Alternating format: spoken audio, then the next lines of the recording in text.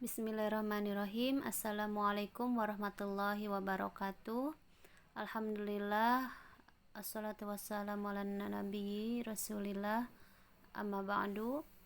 Alhamdulillah, hari ini kita bisa bersua kembali dalam mata kuliah bermain dan olahraga anak usia dini.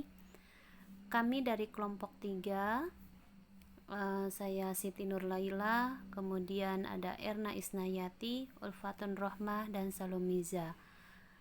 Kali ini kita akan membahas materi tentang konsep perkembangan olahraga bermain anak usia dini. Materi ini adalah merupakan materi dari mata kuliah bermain dan olahraga AUD dengan dosen pengampu Ibu Desrianti MPD.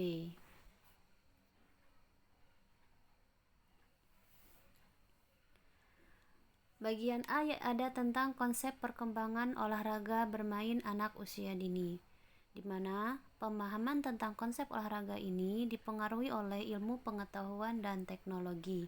Dan menurut Engkos-Kosasi, istilah sport berasal dari bahasa Latin yaitu disportare atau deporat, dan di dalam bahasa Itali menjadi diporte, yang artinya penyenangan, pemeliharaan, ataupun menghibur untuk bergembira.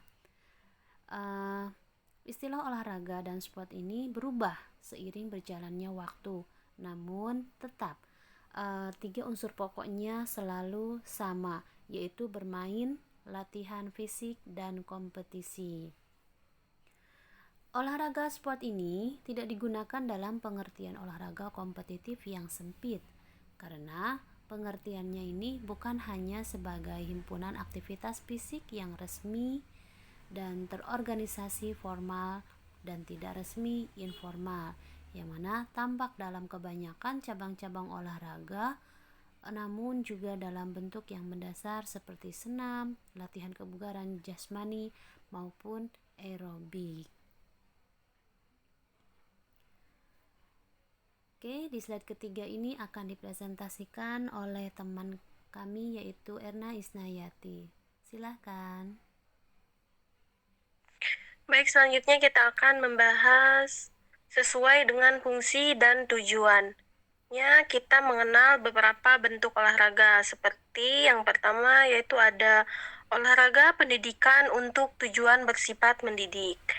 Yang kedua yaitu olahraga kesehatan untuk tujuan membina kesehatan.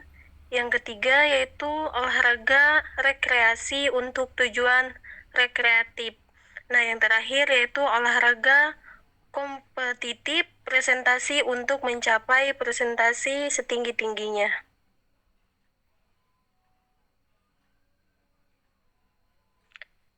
Tujuan aktivitas olahraga untuk anak adalah sebagai pengenalan pengalaman berolahraga, meningkatkan keterampilan fisik, dan membangun kepercayaan diri.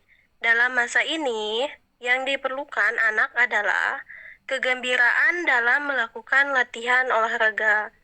Nah, oleh karena itu, pelatihannya tidak perlu menekankan pada penguasaan teknik atau peraturan pertandingan.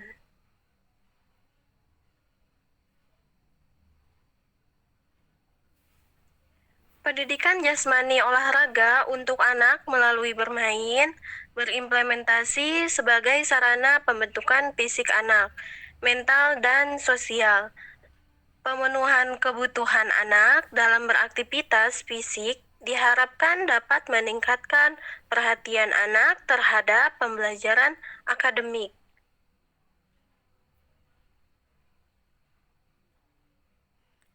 Selanjutnya akan dipresentasikan oleh Ulfatun Rohmah.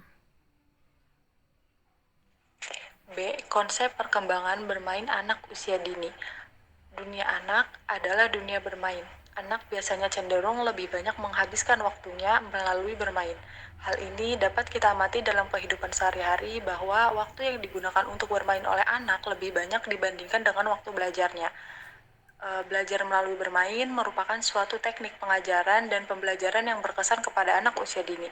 Kriteria atau ketentuan yang harus diperhatikan oleh orang tua dan para guru adalah anak usia dini yaitu bukan mainan yang asalan, tetapi permainan yang dibuat untuk dikemas dalam rangka untuk tujuan pendidikan.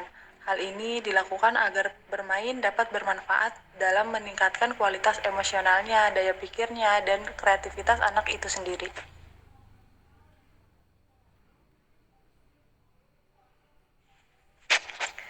Susanto mengemukakan bahwa bermain dapat membentuk sikap mental dan nilai-nilai kepribadian anak. Di antaranya, satu, dengan bermain itu anak belajar menyadari keteraturan, peraturan, dan menjalankan komitmen yang dibangun dalam permainan tersebut.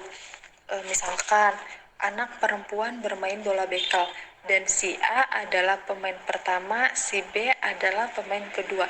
Nah, di sini si A akan diajarkan atau dilatih untuk menjalankan peraturan. Misalnya, bola terjatuh atau tidak tertangkap saat bermain, maka si A akan dinyatakan kalah atau mati. Kedua, anak belajar menyelesaikan masalah dalam kesulitan terendah sampai yang tertinggi. Nah, contoh si B tidak bisa bermain atau menjalankan permainan tersebut, pasti si B akan bertanya kepada si A, bagaimana sih cara menjalankannya, atau bagaimana sih cara agar bola dapat selalu tertangkap saat bermain. Nah, otomatis si A akan menjawab dan mengajari si B, begini loh cara menjalankannya, atau begini loh cara bola selalu tertangkap. Nah, sampai si B bisa menjalankan permainan tersebut. Ketiga, anak berlatih sabar menunggu giliran setelah temannya menyelesaikan permainan. Nah, di sini si B akan diajarkan sabar untuk menunggu ketika si A bermain sampai si A kalah atau mati sehingga tiba giliran si B untuk bermain permainan tersebut. Keempat, anak berlatih bersaing dan membentuk motivasi dan harapan hari esok akan ada peluang memenangkan permainan tersebut. Nah, contohnya si B kalah dalam permainan tersebut. Nah, dia akan berpikir bagaimana caranya biar besok dia harus memenangkan permainan tersebut, sehingga dia menemukan jalan atau cara memenangkan permainan tersebut. Misalkan dia terus bermain bola bekel di rumah sehingga dia lancar atau hebat dalam memainkan permainan tersebut sehingga esok dia dapat memenangkan permainan tersebut. Nah, kelima, anak-anak sejak dini belajar menghadapi resiko kekalahan yang dihadapi dalam permainan. Nah, di sini anak juga akan diajarkan bagaimana cara menerima dia kekalahan dengan dia tidak menangis atau bertengkar pun itu jauh lebih bagus. Berarti ketika kalah dia sudah menerima kalau dia kalah dan diajarkan untuk tidak menangis atau bertengkar ketika dia kalah.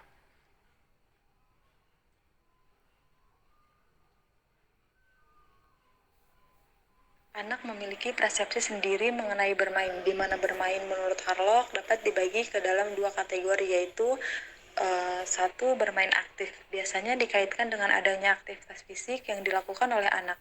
Di antaranya menyusun balok, bermain peran, loncat tali, dan berbagai jenis permainan olahraga seperti bermain bola, lari, dan lain sebagainya.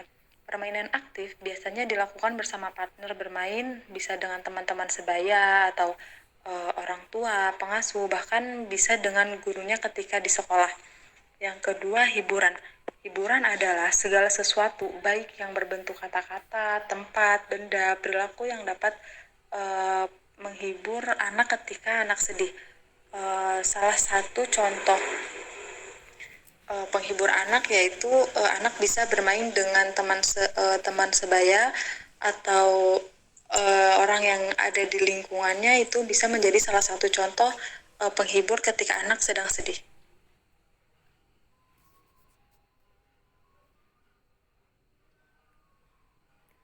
Selanjutnya, presentasi akan dipersembahkan oleh Salumiza. Baik, saya Salumiza akan melanjutkan presentasinya. Pembahasan yang selanjutnya yaitu mengenai bermain mempunyai makna penting bagi pertumbuhan anak. Di sini ada 16 nilai bermain bagi anak. Yang pertama, bermain membantu pertumbuhan anak. Yang kedua, bermain merupakan kegiatan yang dilakukan secara sukarela, jadi tidak ada paksaan. Yang ketiga, bermain memberi kebebasan anak untuk bertindak. Yang keempat, bermain memberikan dunia khayal yang dapat dikuasai. Yang kelima, bermain mempunyai unsur berpetualang di dalamnya. Yang keenam, bermain meletakkan dasar pengembangan bahasa. Yang ketujuh, bermain mempunyai pengaruh yang unik dalam pembentukan hubungan antar pribadi.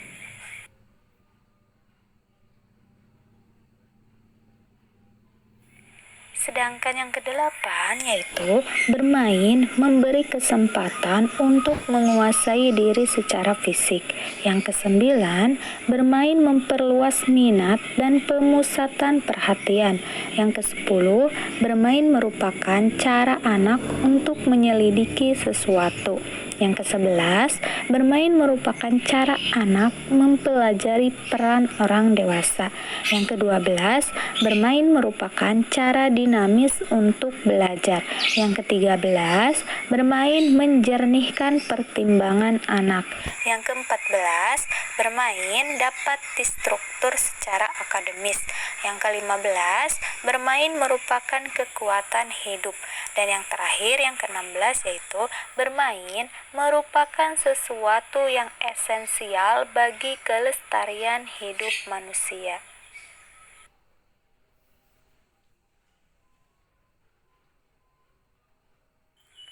Pembahasan yang selanjutnya yaitu bermain memiliki peran penting dalam proses perkembangan anak. Menurut Iswinarti mengemukakan bahwa peran bermain pada anak berdampak pada sejumlah bidang kehidupan anak, yaitu sebagai berikut. Yang pertama, bermain mempunyai peran yang penting dalam belajar. Yang kedua, bermain dapat mendukung perkembangan fisik dan kesehatan mental yang baik.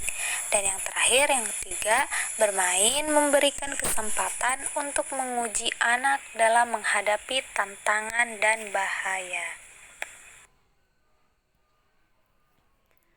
Baiklah teman-teman, akhirnya presentasi sudah usai. Inilah kami, Siti Nurlaila, kemudian Erna, Ulfatun Rahma, dan Salumiza mengucapkan terima kasih banyak atas perhatiannya. Mari kita berdiskusi di WA grup kita dalam MK Bermain dan Olahraga Anak Usia Dini. Terima kasih. Wassalamualaikum warahmatullahi wabarakatuh.